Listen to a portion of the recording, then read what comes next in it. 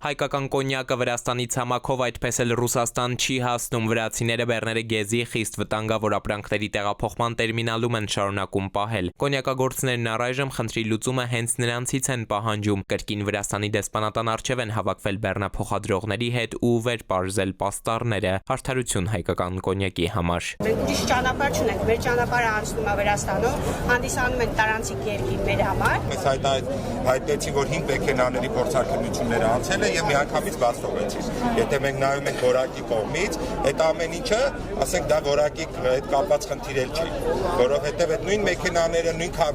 նույն տեսականին անընդհատ գնալու փուլում են։ Ու այդ եթե ստուգել են անցել է, եթե որակական։ כי այդ տարբերությունը հենց կոնկրետ է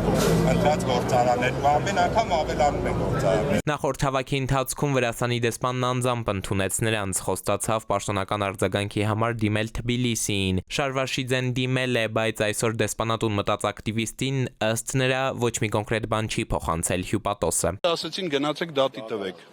Վրաստանում վրացիներին դատի տվեք։ Տնտեսվարողներն այնուամենայնիվ չեն մտնի դատական իրենց ձևակերպմամբ քաշքշոցի մեջ, հիմնավորում են այդպես էլ ավելի երկար ժամանակ կպահանջի խնդրի լուծումը։ Հյուպատոսի պատասխանից չբավարարված ակտիվիստները որոշեցին փակել դեսպանատան մերձակա ավտոճանապարհը, բայց 5 րոպե չէր անցել, բացեցին։ Չենք ընդհատել ցանցը շարունակում է, պես բան խոստացան, որ զեկուցել որ ներկայացուցիչ գա,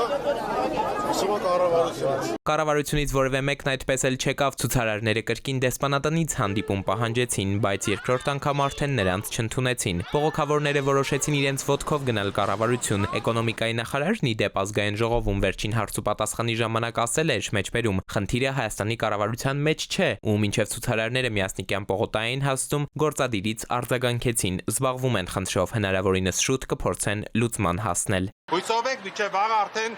ոնց խոստացան, պատասխանը կունենանք։ Էդուարդ Պողոսյան, ժամը լրատվական։